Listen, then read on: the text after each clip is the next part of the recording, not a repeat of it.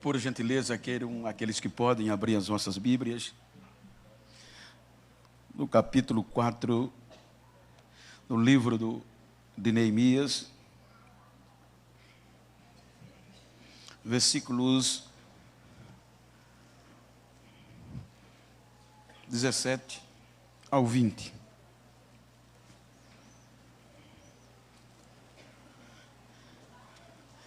Eu estou usando a Bíblia da versão King James, mas eu vou ler no projetor para ficar mais condizente.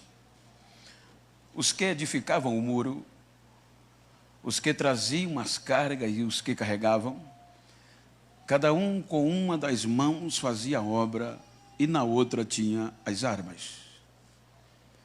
E os edificadores, cada um trazia a sua espada cingida aos lombos, e edificavam. E o que tocava a trombeta estava junto comigo. E disse eu aos nobres, aos magistrados e aos restantes do povo: grande e extensa é a obra, e nós estamos apartados do muro, longe um dos outros.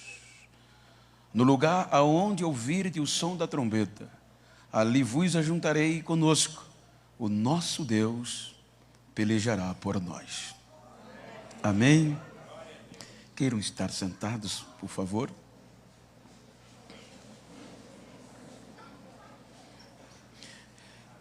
Queridos, eu quero agradecer a Deus pelo privilégio de mais um ano ter a honra de participar do Congresso de Missões.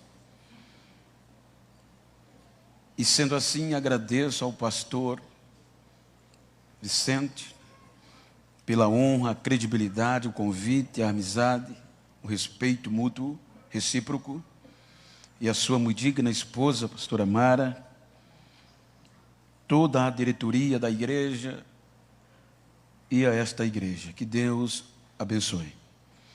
Quero louvar a Deus pela vida da coordenação, o evangelista Wilson, presbítero Jaimir. Muito obrigado, queridos. Parabéns por mais um ano na condução de missões e todos que com eles compõem a diretoria de missões. Quero agradecer ao Gedilson pelo louvor mover da minha vinda e agradecer ao Davi, ao Lorenzo, por predispor-se a viajar desde a Argentina até aqui. Muito obrigado, amigos. Foi uma honra estar convosco.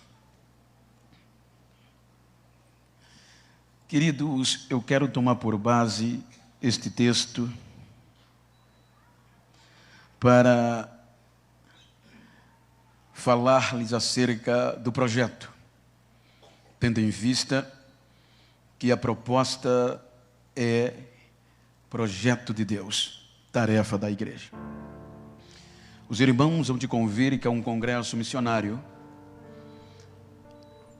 Então, o objetivo com esta palavra é motivar, é sairmos daqui preparados para enfrentar os desafios do campo. Porque a missão é feita literalmente lá fora. E eu sempre quero acreditar que um congresso de missões, ele tem o objetivo principal de nos motivar, sairmos melhor do que entramos, feridas saradas, pois soldados que estão na guerra às vezes são feridos e precisam ser restaurados para voltar à batalha de novo. Então aqui há um texto provocativo, desafiador, aonde nós deparamos-nos com uma realidade que parecia não ter mais jeito. Os irmãos vão de convir comigo que a Bíblia, nos seus 1189 capítulos, o interessante é que 11 deles está relacionado com a criação, a queda, a decepção, relacionando ao ser humano. Se nós analisarmos que isso representa menos de 1% da Bíblia Sagrada, está falando do relacionamento frustrado entre o ser humano e Deus. A partir do capítulo 12, os irmãos observam que 99% da Bíblia é missões. Porque a partir do capítulo 12, o projeto Missões vai entrar em evidência. A Bíblia fala, até o capítulo 11, a degradação espiritual que afastou o ser humano de Deus e adentraram pela idolatria. Toda a descendência, biblicamente, dentro dos registros, todos os descendentes de Jafé, os descendentes de Cã e os descendentes de Sem se degradaram até o capítulo 11. Então a Bíblia nos mostra que nós, seres humanos, surgimos destes três princípios, destas três linhas: de Jafé, jafetitas; de Cã, camitas; e de Sem, semitas. Então este até o capítulo 11, por tanta investida de Deus em tal relacionamento perdido no capítulo 3 do Gênesis, foi frustração. Então capítulo 12 do Gênesis, Deus traz a evidência de um projeto de resgate a toda a terra. O capítulo 12 do Gênesis diz: Deus escolhe Abraão do meio do povo, da região da descendência de Sem. Deus escolhe Abraão e diz: sai da tua terra, do meio da tua parentela, e vai para uma terra que eu vou te mostrar. Então agora a missão tinha uma visão transcultural. Deus tira Abraão das suas fronteiras para um lugar que ele ia mostrar. O interessante é que o versículo 3, Deus diz a Abraão: por meio de ti eu abençoarei todas as famílias da terra. Então, por meio de Abraão, Deus coloca em evidência um projeto missionário seu, particular, que Deus, por meio de Abraão, ia gerar um projeto meramente espiritual para resgatar por meio dele, um projeto espiritual para resgatar todas as famílias sem exceção. A Bíblia diz que Abraão acreditou na proposta, mesmo contra a própria esperança, ele assumiu a responsabilidade. Por meio dele, seus filhos, sua descendência, pacientemente, Deus vai trabalhando. E no período de Jacó, cerca de 70 pessoas das suas entranhas, que compunha literalmente o projeto missionário, olha como começa: desce ao Egito. Este projeto vai se desenvolver no Egito. O interessante é que o Egito se torna uma base missionária. Por ser, só Deus sabe. Veja que durante todo o período o Egito sempre se destacou. Se torna um centro de missões, aonde todos os grandes passaram por lá como lugar de refúgio. Então agora desce o projeto de Deus para o Egito, e lá vai se desenvolver. Quando este projeto começa a se desenvolver, então vem o assustar por parte dos egípcios. A história mostra que o próprio faraó, aquele que não vivia no período dos patriarcas, igual a José e seus irmãos, então este povo que estava agora em evidência nasceu no Egito, cresceu no Egito. Então a cultura egípcia se impregnou neles. E queira que não, a superstição da idolatria também agrega-se a ele. Então o projeto vai se desenvolvendo. O projeto missionário vai crescendo, a ponto de assustar o próprio faraó. Este povo está crescendo demais e nos torna uma ameaça.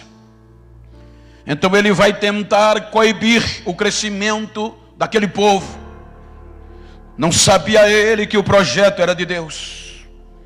Um projeto missionário espiritualmente para resgatar todas as famílias até o capítulo 11 que se perderam e daquela descendência que viesse depois.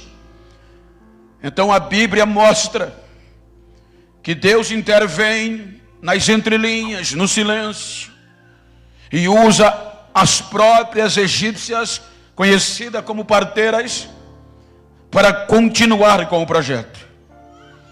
Enquanto o faraó tentava destruir, ameaçar, dissuadir, Deus nas entrelinhas vai fortalecendo. Então o faraó aumenta a pressão, aumenta o castigo, aumenta e os torna escravo. O projeto espiritual se torna escravo no Egito. Nós percebemos na história bíblica, nos registros, que esta geração não tinha intimidade com Deus. Esta geração do Egito, aqui, não conhecia quem era Deus. Então se torna escravo. E quando se torna escravo, vem a mutilação, a vergonha, os chicotes, os impostos. Eram insuportáveis, a ponto que o povo não resiste, a ponto que o povo lamenta, e o seu lamento chega a Deus. Então Deus vai a Moisés e o incumbe de tirar o povo do Egito para dar início à viagem à terra prometida. Então o projeto missionário chamado Hebreus. Agora Moisés diz a Deus: o que é que eu faço? Como eu vou mostrar para o povo quem me escolheu e quem me enviou? Então Deus diz: diga ao povo que eu sou, me enviou a vós. E foi nesta proposta. Agora Moisés, representando Deus, o próprio Deus, e Arão, o seu profeta, chegam no Egito.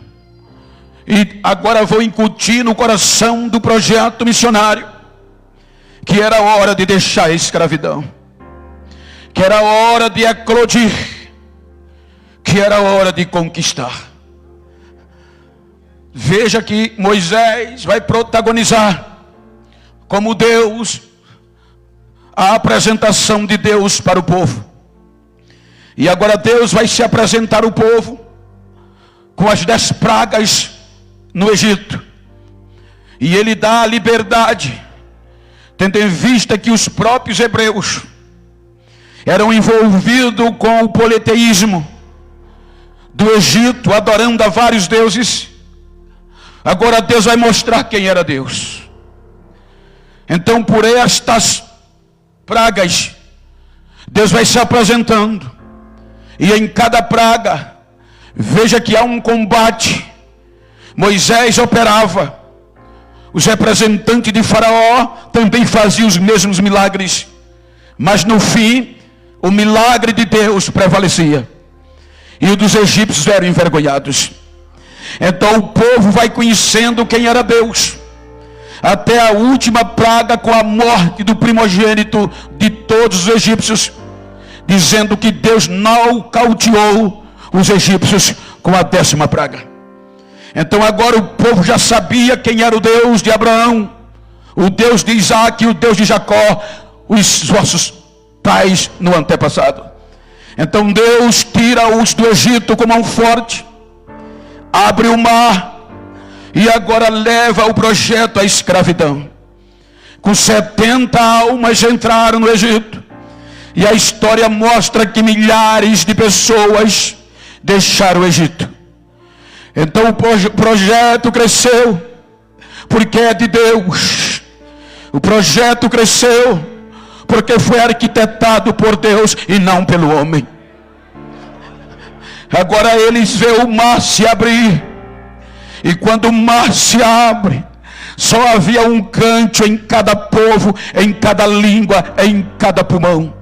O cântico era: o nosso Deus é o Deus que salva, é o Deus que livra, e Ele é a nossa bandeira. Agora o povo conheceu quem era Deus e vai migrar pelo deserto.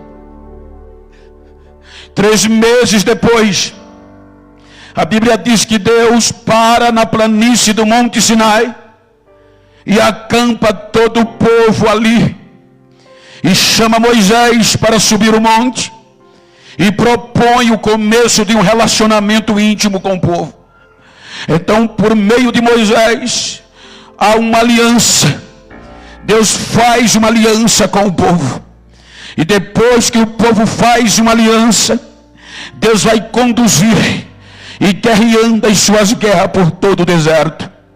Mas aí começa o intrometer do homem, dissuadindo em partes o que Deus estabeleceu. Vejam que o livro de Deuteronômio é segunda lei. Por quê? Porque aquela geração, a parte do projeto que deixou o Egito, perdeu o foco do projeto e engodou, ensoberbeceu, e esqueceu de Deus. Não acreditou, depois que tudo que viu, que Deus era capaz de cumprir a promessa. Então, obviamente, que a partir daqui, Deus diz a Moisés que aquela geração que deixou o Egito, de 20 anos para cima, nenhum deles iam entrar na terra prometida. Por isso que quando Deuteronômio vem, era Moisés falando para uma nova geração que saiu do Egito menos de 20 anos e que nasceu no deserto, exceto Josué e Caleb, de toda a geração de 20 anos para cima. Vejam que a partir daqui Deus vai estimular a nova geração. Por isso que Deuteronômio é segunda lei, segunda chance.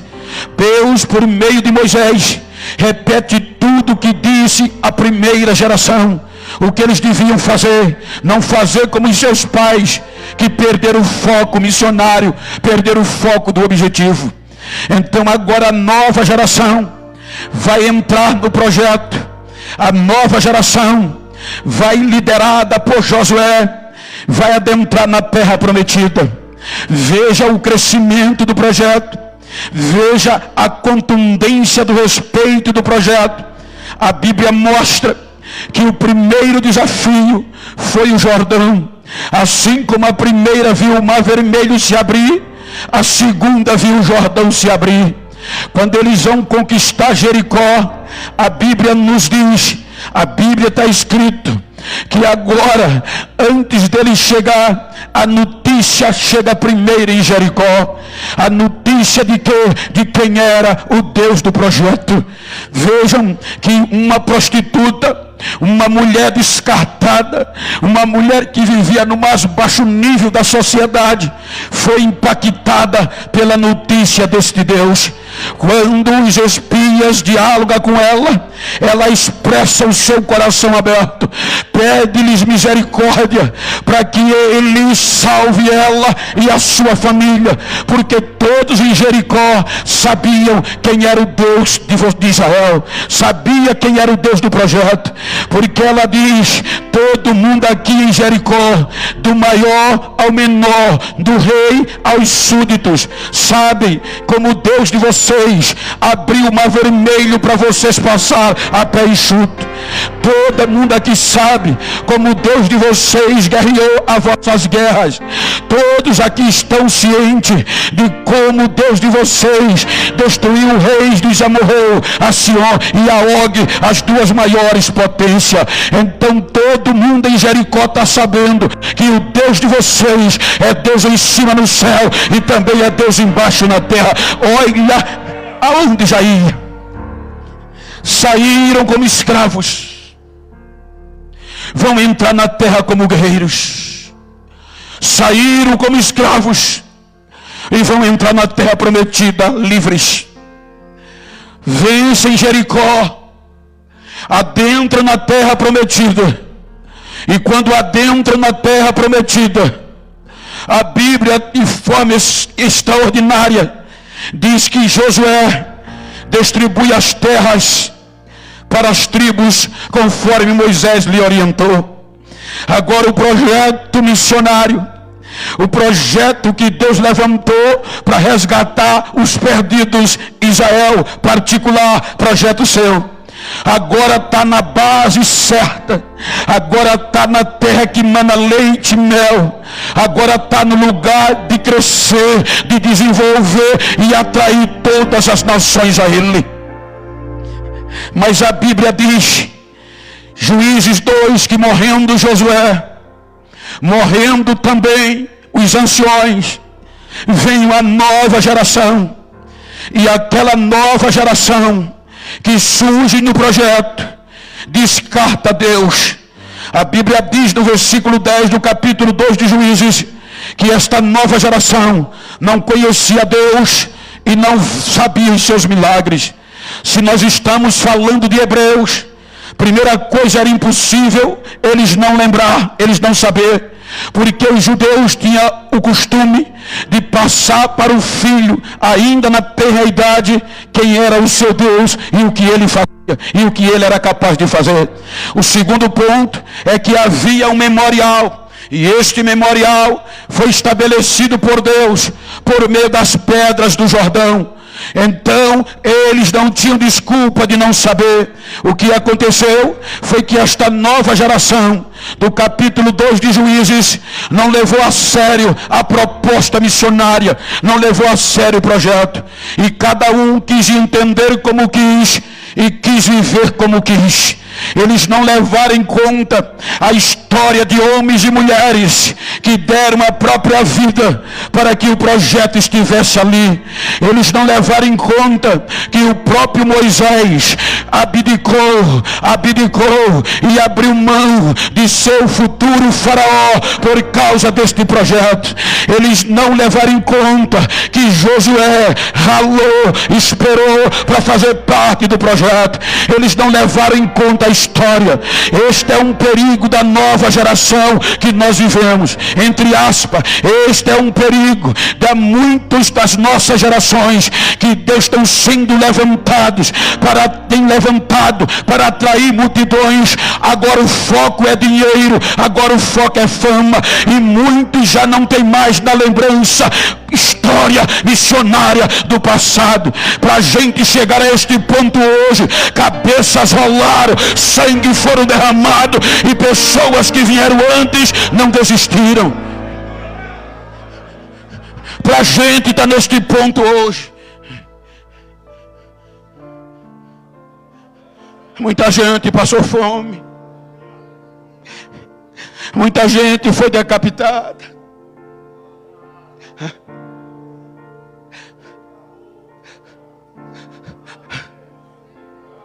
Não podemos esquecer disso.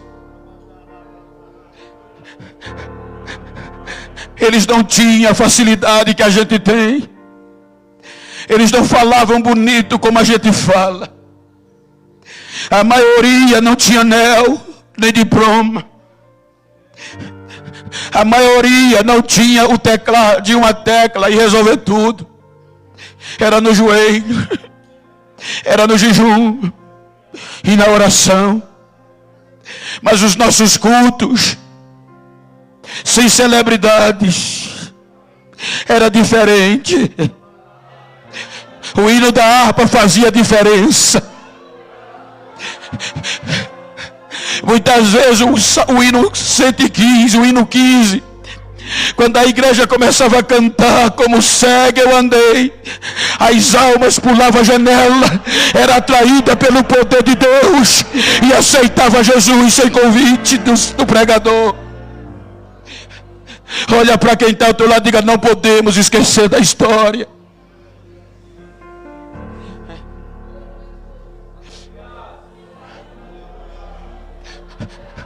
A geração, o projeto principal,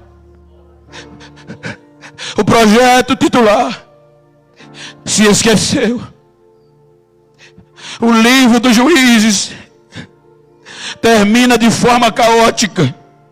O último versículo dos Juízes diz que esta geração, cada um fazia o que queria, porque eles não tinham líderes, e cada um andava do jeito que queria. Esta geração vai concluir com a perda da presença de Deus. No livro de Samuel, o sumo sacerdote morre, os sacerdotes morrem na guerra, e agora o projeto estava carnal, e os louvores agora era Icabode. E acabou, lá se foi a glória de Israel. O projeto titular, o projeto missionário, humilhado pelos filisteus. O tempo passa. Quando parecia que Deus desistiu do projeto, aí aparece Samuel, nascido de uma impossibilidade. E quando os filisteus achavam que era dono do pedaço, lá estava Samuel guiando, instruindo, julgando, profetizando e gritando: até aqui nos ajudou o Senhor.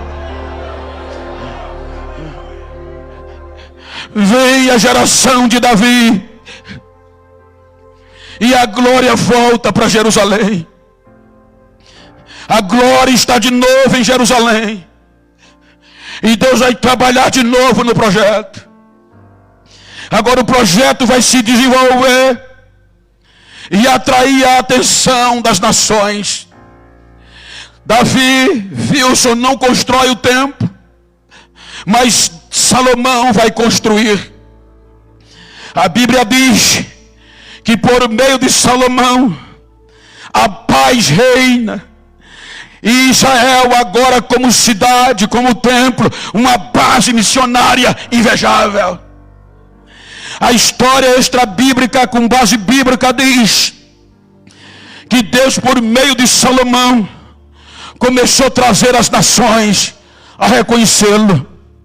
Há uma passagem bíblica nos Reis que Salomão recebeu tanta sabedoria como ninguém outro havia recebido. Naquela época havia um reino de Sabá, que a sua rainha era expert em sabedoria e em discernir os enigmas, a ponto que todos os reinos da época respeitavam ela pela sua sabedoria. Agora, quando Deus coloca o projeto na base prometida, em Jerusalém, murada, bonita, agora com um templo próprio, Deus disse: aqui eu vou morar e aqui vai ter glória minha descendo. Então ele vai dando sabedoria a Salomão, sabedoria tal que a notícia chega em Sabá, porque todo mundo comentava, está escrito, do jeito que Salomão julgou as duas mães para poupar a vida do filho. E ele discerniu. Foram contar a rainha de Sabá, que era cranha em enigma. Então ela não quis acreditar que agora tinha um rei mais sábio do que ela, que estava atraindo todas as nações. Então ela faz questão de empreender uma viagem com muito custo, leva presentes e vem para Jerusalém para ouvir e ver se era verdade que agora tinha um rei mais sábio do que ela. Então ela chega em Jerusalém e já é impactada quando chega no palácio. A Bíblia diz que quando ela vê as vestes dos empregados de Salomão, ela fica perplexa pela luxúria. Quando ela percebe o tanto de alimento, a qualidade que os empregados do palácio comiam, ela se assusta. Mas qual era o objetivo? Uma audiência com o rei. A Bíblia diz que ela preencheu várias perguntas e enigma difícil para provar a sabedoria de Salomão. Quando ela chega na audiência, que é recebida pelo rei, a Bíblia diz que de todas as perguntas que ela, de todos os enigmas que ela proferiu com Salomão, não ficou uma que ele não desse resposta. Quando ele deu resposta, ela disse: é maior do que o que me contaram. Não me contaram nem a metade do que Deus, o seu Deus, é e do que ele fez com você. Agora Jerusalém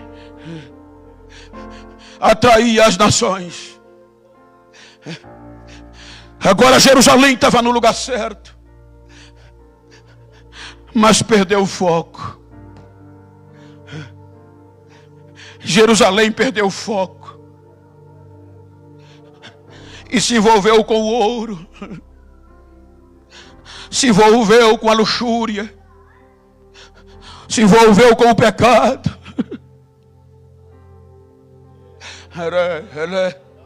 Agora o interesse já não era mais espiritual, era físico e material. E sendo material, esqueceram-se de Deus, abriram mão de Deus. Aí por conta desse projeto titular,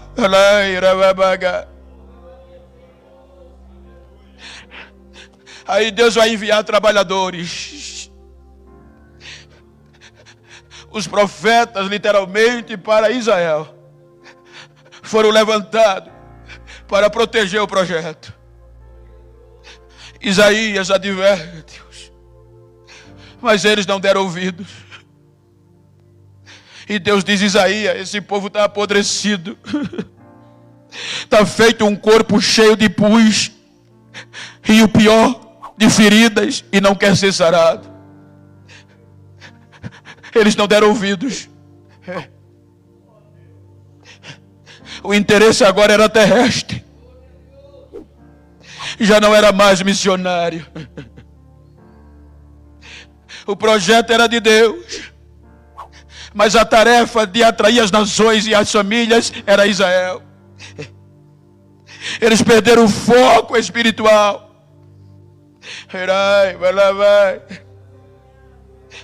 E se voltaram pela luxúria e se conformaram que Jerusalém era o lugar eterno.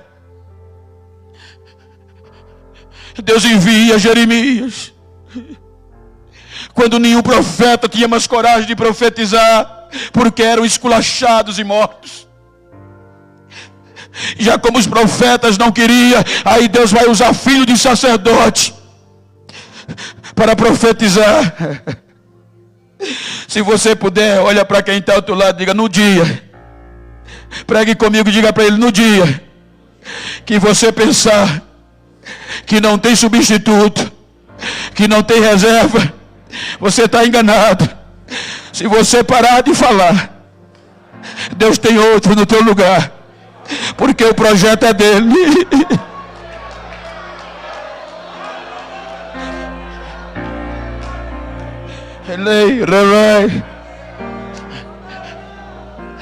Quando mataram Isaías para ele não pregar, os profetas não queriam mais profetizar. Aí Deus diz: já que não tem profeta, eu vou usar filho de sacerdote. Mas não parou. E eles não ouviram Jeremias. Jeremias prega e é esmurrado.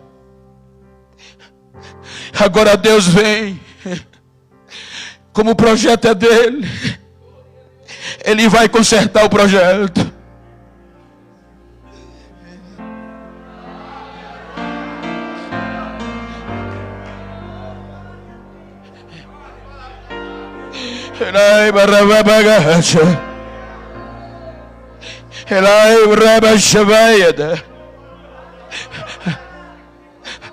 Agora vem os caldeus. Isaías, Jeremias dizia: se vocês não voltarem ao foco, vocês vão ser escravos de novo. Mas como pensar em missões que tudo estava fácil? Eles adoravam mais a beleza do templo do que a glória de Deus. Eles perderam o foco daquilo para que foram chamados e escolhidos. Está escrito no Gênesis: por meio de você, ou no coletivo, por meio de você, todo o povo, eu vou abençoar todas as famílias da terra. O objetivo de Deus com Israel era esse. Mas eles perderam o foco. Aí vem os caldeus, cerca-os. Primeira coisa, expõe eles à vergonha, quebrando, queimando o muro. Porque na época, uma cidade murada, o que dava vergonha, segurança à cidade, eram os muros com os seus sentinelas. Agora os caldeus fendem o muro, queimam o muro, arromba a porta do muro, derruba a casa dos nobres e dos magistrados, derruba o templo, torna-o em cinza, toca fogo na cidade, toca fogo no muro, como sinal de desprezo. Os sacerdotes choravam de aflição. Muitos jovens foram mortos. Muitos soldados feridos e mortos. E o projeto é exposto à vergonha.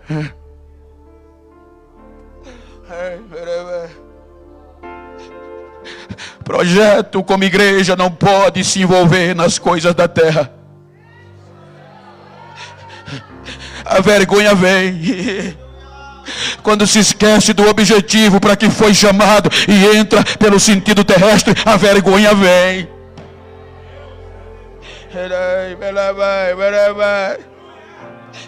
Israel foi chamado e escolhido para atrair as nações.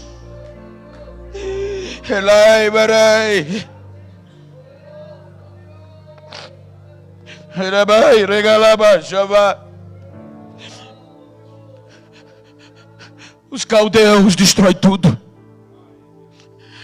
O que sobrou é levados como escravos, amarrados pelo pescoço. Deixaram de ser escravos. E agora, pela inércia, o perder do foco, voltou a ser escravo de novo. Levados para mais de 1000 quilômetros de distância de Jerusalém.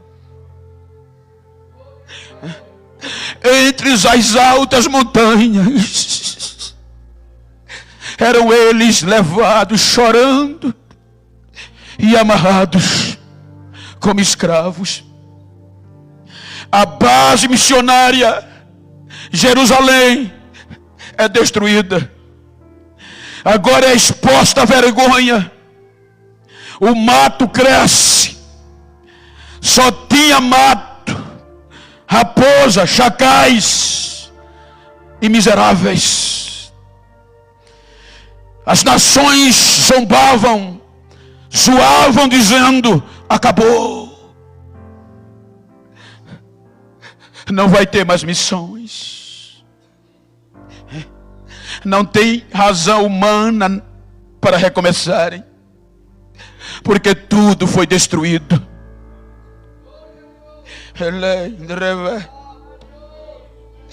Aquele projeto que a Bíblia diz, olhando para vocês formados, o projeto era tão perfeito que a Bíblia diz que os músicos adoravam a Deus E músicos como vocês, com os instrumentos, colocavam exércitos poderosos para correr. A Bíblia nos dá sentido e a história diz que quando o projeto estava no foco, quando o exército de Israel ia para a guerra, e por algum motivo iam perdendo a guerra, o general só tinha uma escolha para sobreviver: mandar um mensageiro urgente para Jerusalém, para o templo, e fazia um pedido ao sacerdote responsável pelo louvor. Eles diziam: mande os adoradores para a guerra, aqueles que louvam e cantam ao Senhor, porque senão nós vamos perder. Os nossos soldados estão em baixas. Então o sacerdote convocava os músicos e dizia: vamos para a guerra. Eles não levavam espadas, eles não levavam lanças, cada um levava os seus instrumentos.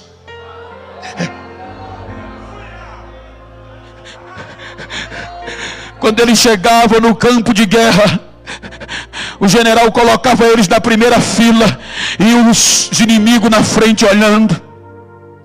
Então agora os soldados de Israel ficavam na retaguarda e os adoradores sem escudo, sem lança, sem espada, só com os instrumentos para adorar. Eles começavam a adorar a Deus. Quando eles começavam a adorar, aí Deus entrava na guerra. E o Salmo diz que quando Deus entrava na guerra, confundia os adversários de Israel, os inimigos, e em vez deles atacar Israel, agora lutava contra eles mesmos. Eles cantando e adorando, e Deus guerreando por eles. Então eles começavam a cantar e dizer: o Senhor dos exércitos está conosco, Ele é o nosso refúgio, a nossa fortaleza, Ele é socorro presente na angústia, pelo que não vamos perder a guerra. Ainda que as águas se perturbem e os montes sejam abalados, jogados no meio dos mares, não devemos ter medo, porque o Senhor dos exércitos está conosco. Eles viravam para o exército e diziam: olhem, olhem, venham ver, venham, olhem o que o nosso Deus está fazendo na terra. Ele está quebrando o arco, Ele está cortando a lança, Ele está jogando os carros no fogo. Aquietai-vos e sabei que eu sou Deus.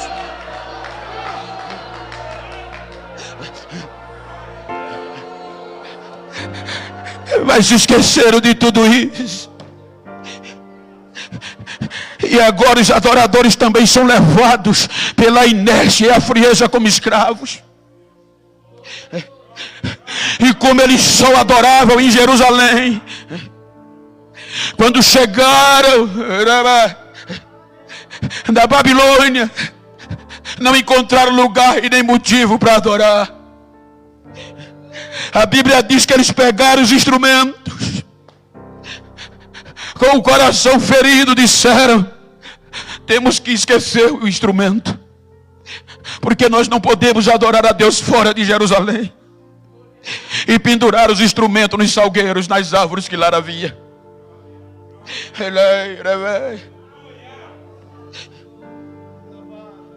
Mas o projeto é de Deus.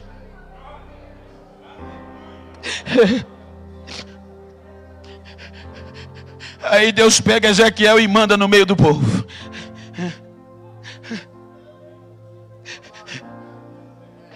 Enquanto Ezequiel profetizava a esperança na Babilônia, Jeremias no meio do monturo em Jerusalém ainda gritava: ainda vai ter culto aqui, ainda tem esperança.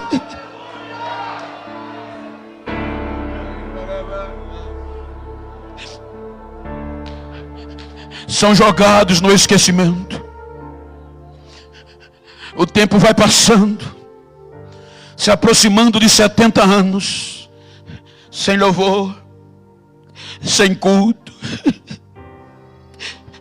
fora do objetivo missionário. A base destruída. Os diretores de missões foram levados, os adoradores foram levados, e o povo foi levado. O que restou? Os miseráveis e os pobres. Quase 70 anos se aproximam. E eles perdem a esperança de voltar. Eles olhavam um para o outro e diziam: Deus se esqueceu de nós. Deus nos enterrou. Ele nos jogou na sepultura. Por que eles diziam isto? Porque eles acreditavam que este projeto estava intrínseco na medula óssea, no tutano do osso. Então mesmo a morte ia ter dificuldade de arrancar, porque os ossos são os últimos a ser decompostos e deteriorados. Então por isso a crendice que eles acreditavam que durante 3 dias a putrefação não era suficiente para tirar a esperança. Então até 3 dias Deus podia renovar o projeto. Então agora diz a história de Israel que esta esperança era tão grande que quando morria o filho, ente querido, na Babilônia, durante 3 dias eles não enterravam. Nesta crendice do 3º dia. Então morria hoje. As famílias pagavam os carregadores de cadáveres para jogar em um vale específico para não enterrar. Porque 3 dias Deus podia refazer o projeto. Então os carregadores levavam e jogavam o cadáver no vale. E o pai ia junto, mas não podia se aproximar. A lei dizia 50 metros é a distância. Os carregadores jogavam o cadáver no vale, ao ermo. E o pai e a família 50 metros ficava no primeiro dia. E dizia: Deus ainda pode restaurar. O projeto é dele. Mas aí o corvo vinha no vale. E o corvo arrancava o olho, o globo ocular, comia. Começava com seu bico pontiagudo de lacerar o cérebro. A massa cefálica ia escorrendo pelos ouvidos e os olhos. E o pai não podia ir lá, porque a lei não permitia. Se aproximar, é imundo. Então terminava o primeiro dia com o cadáver sem olho, sem cérebro e apodrecendo. Eles iam para casa, no segundo dia retornavam. Quando retornavam, o pai dizia: hoje é o segundo dia. Mas por volta de 11 a meio-dia, a águia descia. E a águia arrancava, rasgava o ventre, comia os órgãos, as vísceras internos, e só deixava a carcaça com a putrefação exterior. Terminava o segundo dia, o cadáver estava já podre, só a carcaça, mas os ossos estavam inteiros. Eles iam para casa na noite do segundo dia. Enquanto eles dormiam, as hienas entravam no vale. As hienas comiam tudo que restava de putrefação, só deixava o esqueleto, aonde estava a esperança, a medula óssea. Quando eles chegavam no 3º e último dia, o pai, otimista por seu 3º dia, dizia: hoje vai ter restauração. Mas aí o quebrantoso descia meio-dia e quebrava osso por ossos. O quebrantoso é uma ave poderosa que só come medula óssea. Ele comia a medula óssea e tornava em caco o esqueleto. Terminava o 3º dia, o pai chorava, os filhos diziam: acabou, não tem mais restauração. Aí a Bíblia diz que com este procedimento o vale ia se enchendo de caco de ossos. Agora o vale só era caco. Então quando o vento vinha, trazia a terra, e a terra ia enterrando os ossos, os cacos. Quando eles viam nenhum vale mais, nenhum caco de osso no vale, eles diziam: acabou, Deus nos enterrou.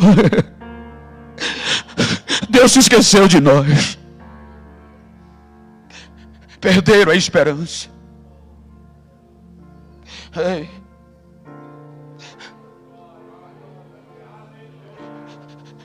Mas quem um dia, gente, provou desse negócio sinceramente, jamais esquece. Quem um dia sentiu esta presença não é mais a mesma nunca. Quem um dia vivenciou o projeto de Deus,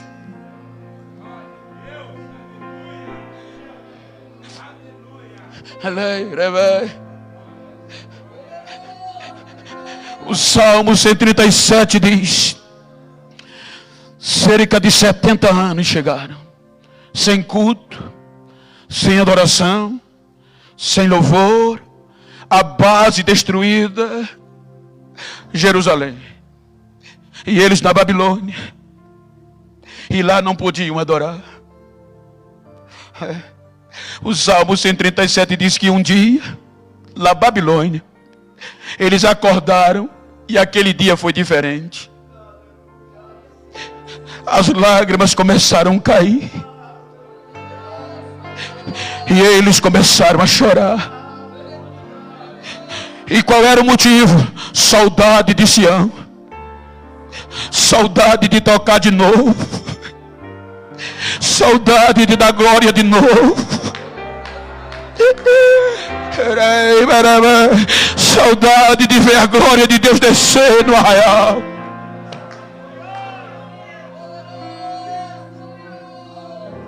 Quando a saudade bate, a Bíblia diz que eles vão para a beira do rio chorar.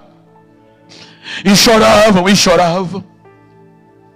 Enquanto eles choravam, aqueles soldados que os levavam cativo, que os levaram, que sabia o poder do louvor, e que muitos soldados foram destruídos, muito exército pelo louvor, eles chegaram e zoava e dizia: cantem agora. Parafraseando, eu quero ver vocês cantar fora de Jerusalém. Vamos, alegra o coração da gente. Canta um daqueles hinos que vocês cantavam lá em Sião. Cantem agora, quero ver. Abram a partitura. E ele dizia: não podemos adorar fora de Sião. Mas o projeto é de Deus. O tempo não destrói.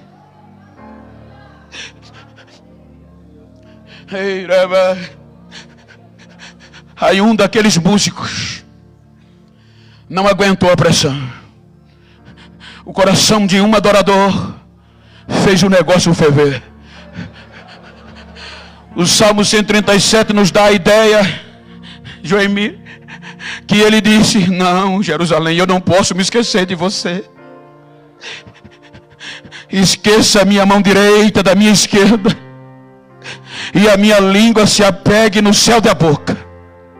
Se eu não for no salgueiro agora pegar os meus instrumentos, mesmo fora de Jerusalém, e vou adorar. Ele pega o instrumento. Quando ele pega o instrumento, fica de pé, levanta e começa a adorar. E começa a adorar.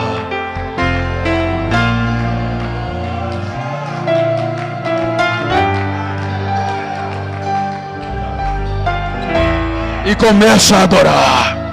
Vai chegando um, vai chegando outros, vão pegando os instrumentos, vão pegando os instrumentos e vão adorando com ele. Vamos lá, vamos lá. Imagina a cena.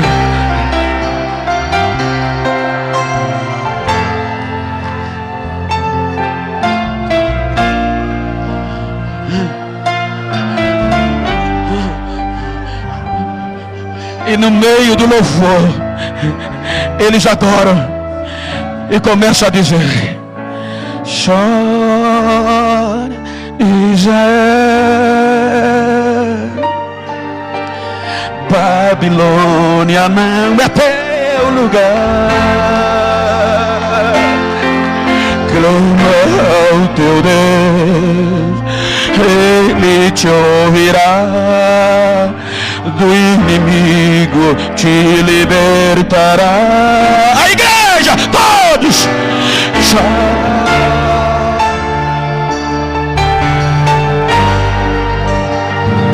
Babilônia não é lugar de projeto de Deus. Babilônia não é lugar de projeto de Deus.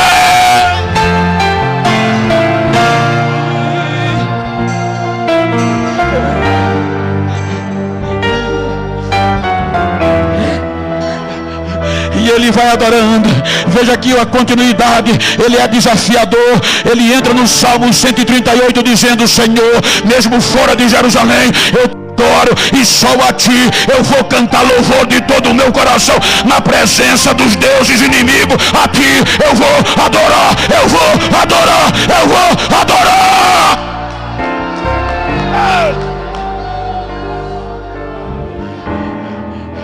Quando eles adoram e as lágrimas caem, aí o dono do projeto, o arquiteto do projeto, vai aonde está Ezequiel e diz: filho do homem, vamos ali comigo. E o pega em visão e chega no meio do vale e joga ele. E diz: filho do homem, todos esses ossos é a casa de Israel. Eles estão dizendo que eu esqueci e sepultei, mas eu quero que você diga a eles que eu estou abrindo a sepultura e estou tirando eles de lá. O vale estava cheio de caco de ossos, e a Bíblia faz questão de dizer: estavam sequíssimos, não tinha mais medula, não tinha mais vida. Aí Deus diz a Ezequiel: eu ainda posso trazer vida a esses ossos.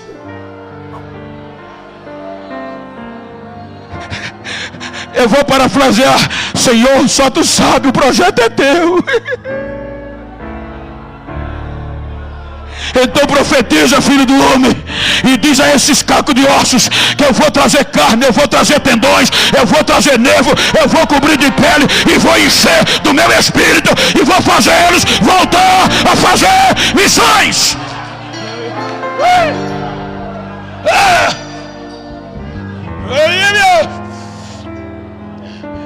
E Ezequiel grita no ermo, no vale, no ermo: ossos secos, ouvi a voz do Senhor. Ossos secos, ouvi a voz do dono do projeto. Os 4 pontos cardeais ouviram a voz de Ezequiel. E o vento veio, o Espírito soprou. E enquanto o vento vem, vai tirando a terra, e os cacos vão voando. E o bonito é que a Bíblia diz que cada osso foi procurar o seu osso. O projeto, na rota de colisão, eles não se colidiam. Cada osso grudava no seu osso. A caixa torácica procurava a caixa torácica do início, porque Deus vai restaurar o projeto como ele era, ou melhor ainda. Daqui a pouco está formado um exército.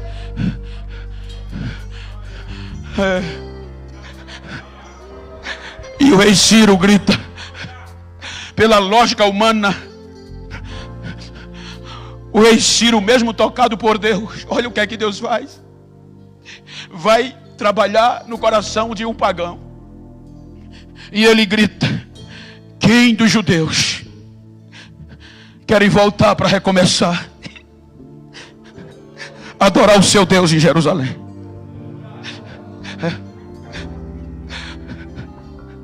Como voltar, gente?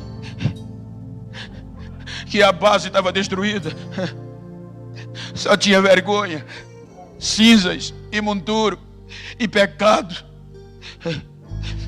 Mas cerca de 50.000 judeus do projeto original com os escravos disseram: vamos voltar, vamos recomeçar.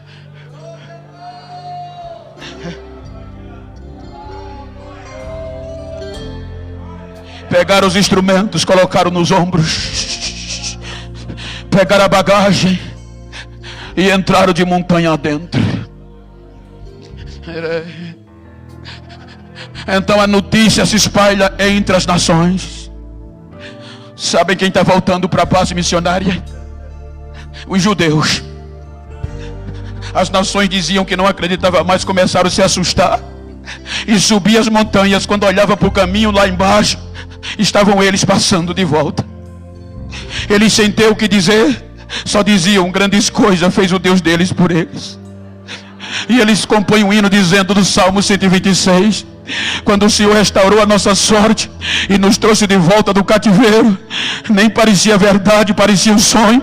A nossa boca se encheu de riso e a nossa língua de um cântico novo, e se ouvia gritar entre as nações: grandes coisas fez o Senhor por eles. O projeto é de Deus, o projeto é de Deus, o projeto é de Deus. Chegam em Jerusalém e não tem forças para recomeçar. Aí Deus levanta o profeta Ageu, e o profeta Ageu vai procurar os coordenadores de missões. Fiquem de pé, por favor. Ageu diz: escutem o que diz o Senhor Jesus e Zorobabel. O povo está dizendo que não é hora de recomeçar, e estão investindo tudo o que trouxeram na Babilônia nas suas casas apaneladas. Estão comprando areia fina e mármore branca e fazendo as suas casas famosas, e esqueceram do projeto, está lá abandonado. Eu fiz com vocês uma aliança aí com o meu povo, desde que eu tirei vocês do Egito, e por conta desta aliança, o meu Espírito está no meio de vós. Pregue, esforcem, dê coragem ao povo e digam: recomecem, porque meu é a prata e o ouro. E diga ao meu povo que a glória da segunda casa vai ser maior que a primeira.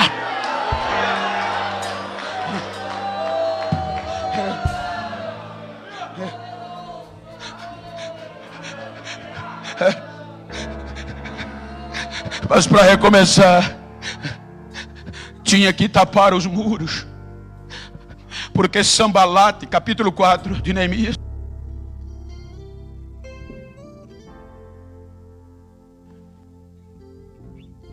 Deus, Sambalate era o governador forte da região, e pasmem, ele tinha se aparentado com o sumo sacerdote.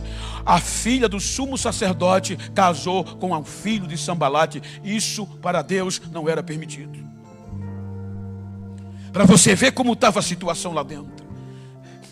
Aí Deus vai lá na Babilônia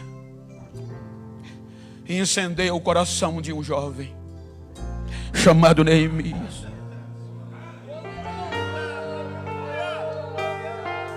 Ele deixa o luxo do palácio. Ele nasceu na Babilônia, uma geração nascida lá. Ele galgou um dos maiores e o mais alto nível de confiança do rei. Salvo engano, ele era copeiro. Então ele largou tudo movido pela obra. E em síntese, ele vem com a comitiva e com a ordem do rei para Jerusalém. Para quê? Recomeçar. Agora, como recomeçar?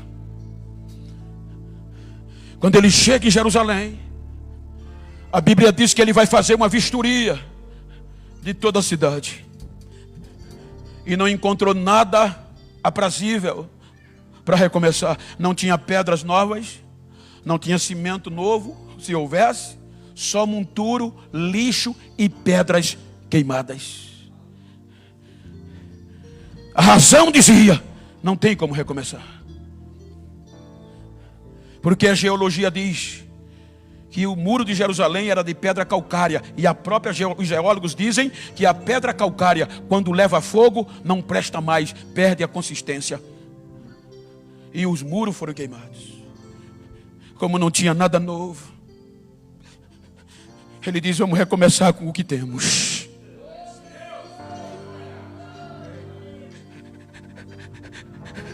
Agora eles distribuem os trabalhadores e vão pegando pedras por pedras e colocando na brecha,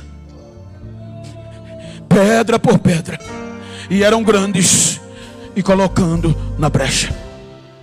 Aí a notícia chega em Samaria e é uma ameaça: Sambalate, os judeus estão recomeçando e o muro está subindo. Veja que era tão sério a obra, que a Bíblia diz que Sambalate preparou o exército colocou estado de emergência, juntou os seus vassalos e amigos de guerra como Tobias e disse: vamos acabar com isso agora. Quando chegaram em Jerusalém, que do lado de fora do muro viram a matéria-prima que eles estavam recomeçando, que não tinha nada sustentável, eles não atacam, eles zombam. E Sambalate grita: o que é que estão pensando esses fracos judeus? Eles estão pensando que vão conseguir recomeçar? Eles estão pensando que vão dar vida? Os montões do pó, as pedras que foram queimadas? Lembra o que eu falei? Ele estava coberto de razão, porque na ótica normal, geologicamente falando, a pedra calcária aqui, quando eles colocassem a outra, a de baixo caía.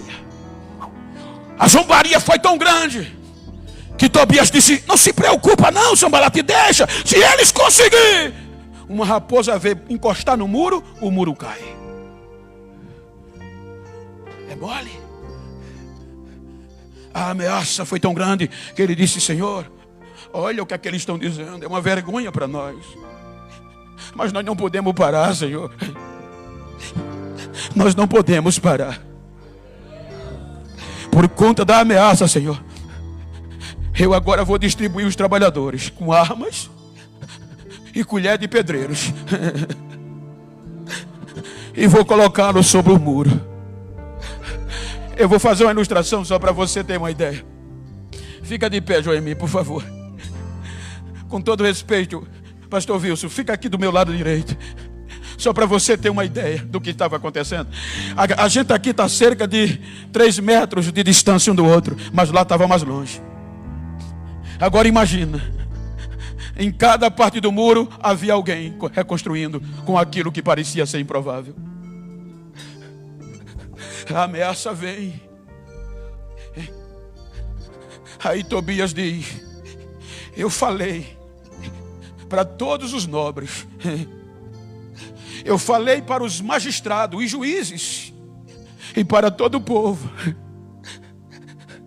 A obra é grande, a obra é extensa, e nós estamos afastados um do outro, estamos longe um do outro.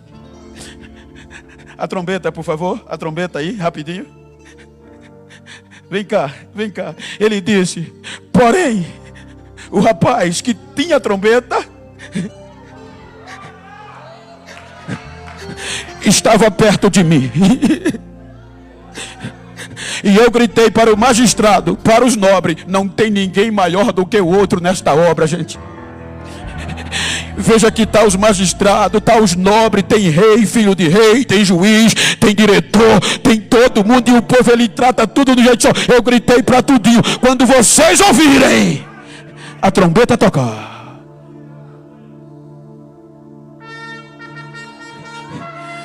se aproximem de mim, se aproxime de mim. E Deus, enquanto nós estamos unidos, Deus vai guerrear as nossas guerras. Deus vai nos dar vitória e a obra não vai parar. Obrigado. O que é que a gente encontra aqui? Unidade. Unidade. Irmão, a obra. Olha para quem está ao teu lado, diga: aqui, lá fora você pode ser maior do que eu. Diga para ele: mas aqui é tudo da mesma medida, é um tamanho só. Aqui não tem grande nem pequena, a obra é uma só. Fique de pé, por favor.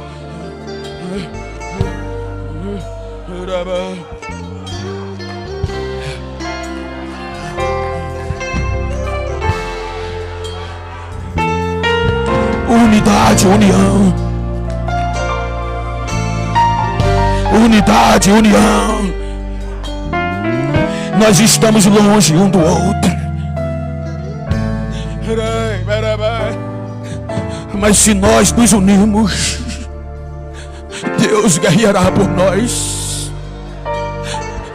Eu estou pregando para missionários, eu não estou pregando para super crente nem para super heróis. Se você puder, eu gosto de pregar com a igreja no final. Se você quiser, é claro. Olha se tem uma pessoa íntima ou do mesmo sexo perto de você. Tem, se for íntima do mesmo sexo. E vira para ela aí, me ajuda aqui, Wilson, me ajuda aqui. Vira para ela assim como eu estou com o pastor o evangelista Wilson. Olha no olho dela, olha no olho desse missionário, dessa missionária. E diga para ele, não quero nem saber como você começou o congresso missionário. Se os pedaços, se os cacos, se querendo desistir. Mas nesta noite, eu tenho uma palavra de Deus. O dono do projeto não esqueceu de você. Diga para ele, se a partir de hoje tu encontrar alguém que pensou que eu ia entregar, que pensou que eu ia baixar a arma, que eu ia soltar a colher de pedreiro, dá um recado a ele, ele vai ter que me engolir, ele vai ter que ver eu na obra, porque o projeto é maior do que eu. Abraça ele e diga, ele não se esqueceu de você.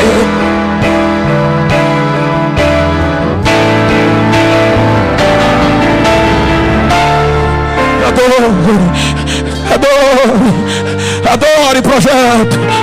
O dono do projeto está aqui. O dono do projeto é Deus. O projeto é dele. O projeto é dele. O projeto é dele. Soberano, renova nesta noite. Eu não estou pregando para super-heróis. O Senhor sabe que o tempo nos desestimula, o tempo causa lacuna dentro de nós, mas este congresso renova vidas, este congresso preenche corações. Que a tua glória seja manifestada nesta noite, e que aqueles que queriam desistir sejam fortalecidos, que aqueles que chegaram pedaços sejam restaurados e ergam a cabeça em união.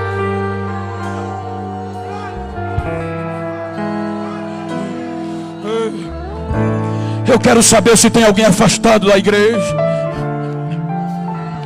Veja se tem alguém afastado da igreja ou alguém que não é crente ainda.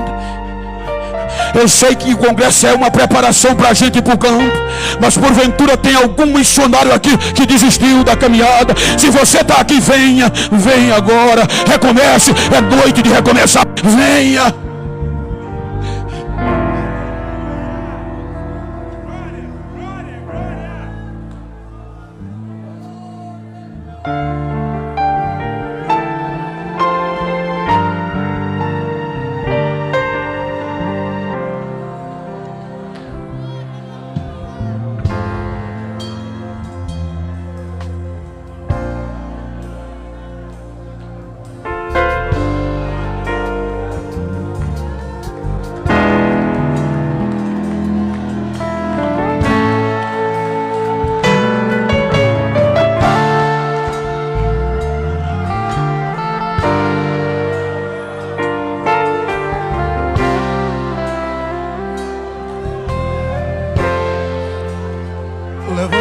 Alta sua mão direita aos céus.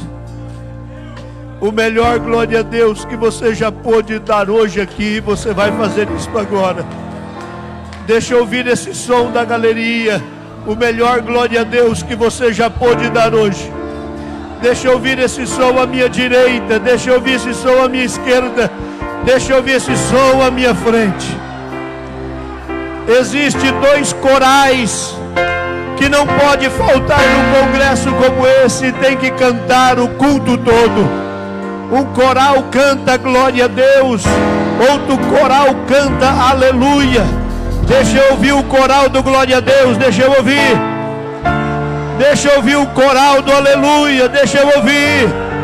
Deixa eu ouvir o coral do glória a Deus, deixa eu ouvir. Deixa eu ouvir o coral do aleluia, deixa eu ouvir. Enquanto a igreja está adorando, Jesus está salvando. Enquanto a igreja está adorando, Jesus está restaurando a nossa sorte. Tem ossos revivendo, tem ossos revivendo, tem ossos revivendo, tem ossos revivendo. São 3 preciosas almas para Cristo aqui à frente. Mas eu acredito que tem a 4ª pessoa entre nós. E aonde está esta pessoa? Se estiver na galeria, desça correndo rapidamente. Se estiver na galeria, desça. Se estiver aqui à minha direita, venha por esse corredor. Se estiver aqui à minha esquerda, venha por esse corredor. Se estiver lá fora, assistindo no telão, alguém ajude esta pessoa a entrar aqui, porque nós precisamos orar pela quarta pessoa, cujos sonhos serão restaurados esta noite, cuja sorte será restaurada esta noite. A quarta pessoa cujo Deus está visitando agora e está levantando a última esperança que existia, o último fio de esperança que existia. Este fio de esperança está dando a você condição de correr aos pés de Jesus mais uma vez e vir buscar a sua restauração e vir buscar a sua sorte. Esta quarta pessoa, onde está?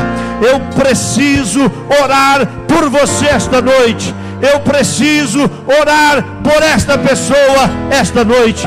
Com respeito a estes que vieram, pelo tempo que já estão em pé aqui, mas eu preciso que você entenda que Jesus está te chamando para restaurar a sua sorte. E se essa igreja der glória a Deus, vai ver Jesus operar maravilhas no meio de nós aqui. Enquanto os adoradores adoram, o vento do Senhor sopra e Deus vai fazendo o milagre. Aonde está esta quarta pessoa, afastada dos caminhos do Senhor, que vai correr aos pés de Jesus esta noite? Você, como um missionário por excelência, tem do teu lado alguém que você sabe, conhece, que está afastado. Convide ela e diga: chegou a tua hora, chegou o teu tempo, chegou o teu momento, chegou o teu dia, chegou o grande dia. A quarta pessoa chega aqui, e chega a quarta pessoa, porque a quinta alma está aqui dentro desse templo. Aleluia, aleluia. A quinta pessoa está dentro desta casa, e eu quero falar contigo mais uma vez. E nós vamos te dar um tempo muito curto para você sair do seu lugar e correr aqui. E eu vou lhe dizer o motivo. É porque nós precisamos encerrar esta reunião. E Deus não precisa de muito tempo para poder entrar na tua vida e te transformar, não. Chegou a tua hora, chegou o teu dia, chegou o teu momento. Eu estou esperando esta quinta pessoa aqui. Se estiver na galeria, desça correndo. Se estiver lá fora, entre para cá. Se estiver aqui dentro, saia do seu lugar e caminhe aqui. Caminhe aqui. Eu quero que você saia corajosamente do seu lugar. Esta quinta pessoa, quem é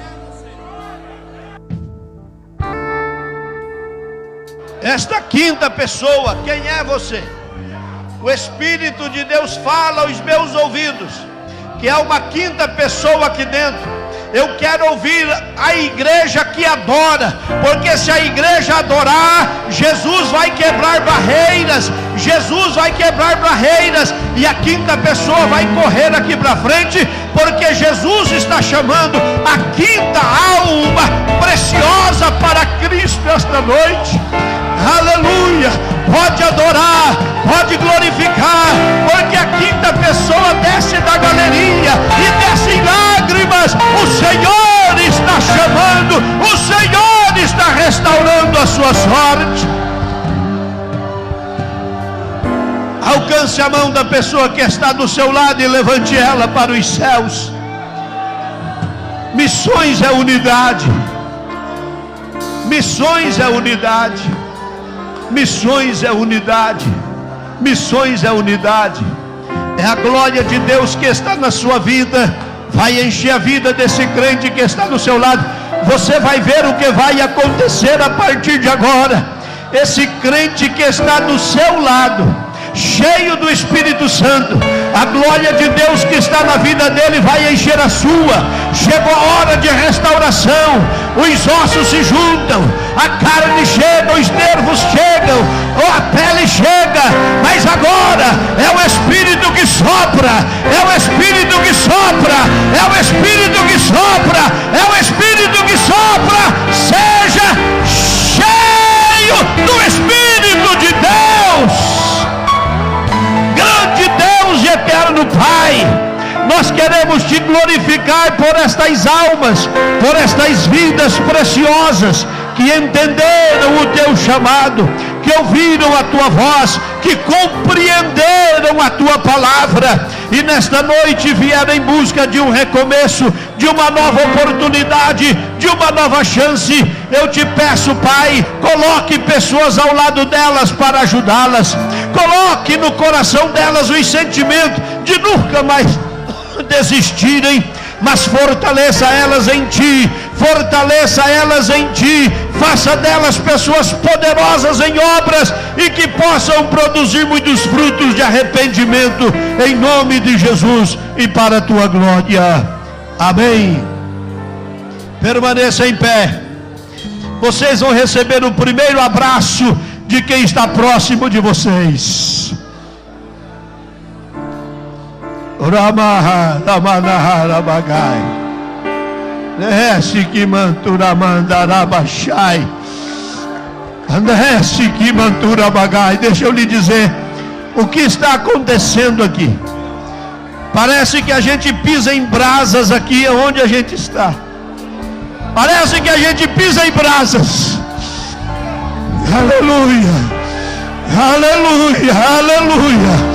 Ramanaha Ramandere Suri Mikanto Rabashai Assim que Maharandese que Mandurabagai.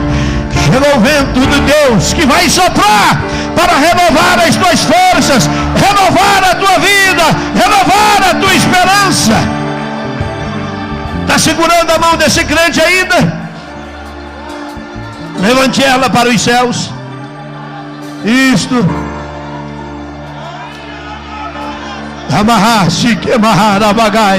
Olha, Jesus está renovando esta noite aqui. Jesus está renovando esta noite aqui. E eu quero pedir aos céus, que a glória de Deus que está na vida do primeiro crente aqui comece a encher o crente que está do lado, e o que está do lado, e o que está do lado, e o que está do lado, e o que está do lado, e o que está do lado, aí na galeria, a glória chega aí, a glória que está na vida desse crente, enche a sua também, aí atrás, a glória que Deus que está na vida desse crente, enche a sua também, aqui à minha direita, aqui nesta plataforma, queridos músicos, a glória de Deus que está na vida do primeiro, queridos obreiros, companheiros de ministério, a glória que está na vida do primeiro, está enchendo, está enchendo, está enchendo, está enchendo, está enchendo, está enchendo, sejam cheios.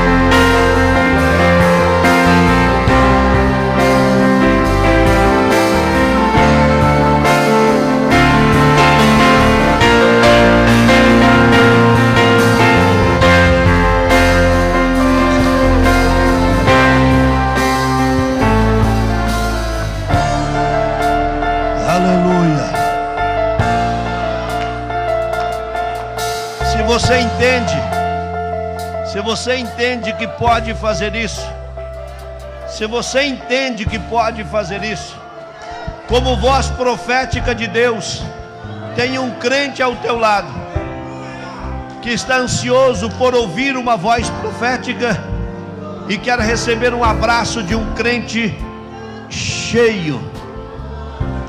Eu vou repetir: do teu lado tem um crente esperançoso de receber um abraço de um crente cheio, cheio, cheio, cheio, cheio, cheio, cheio, cheio, cheio do Espírito de Deus, cheio do Espírito de Deus. cheio do Espírito de Deus.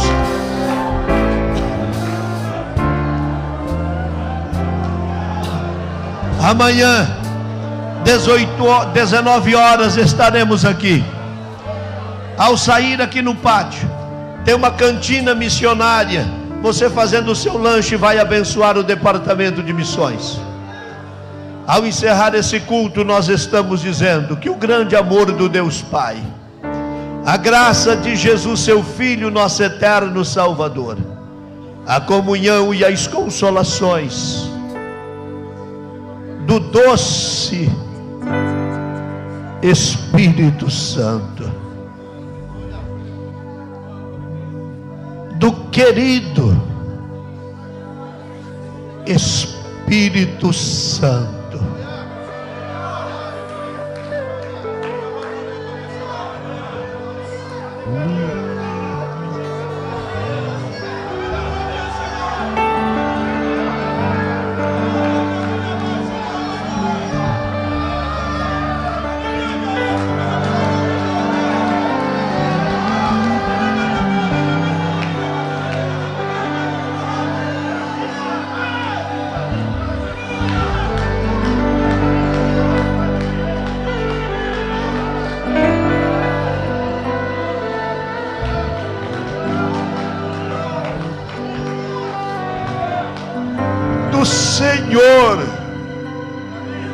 do Senhor Espírito Santo, esteja com todo o povo hoje e sempre.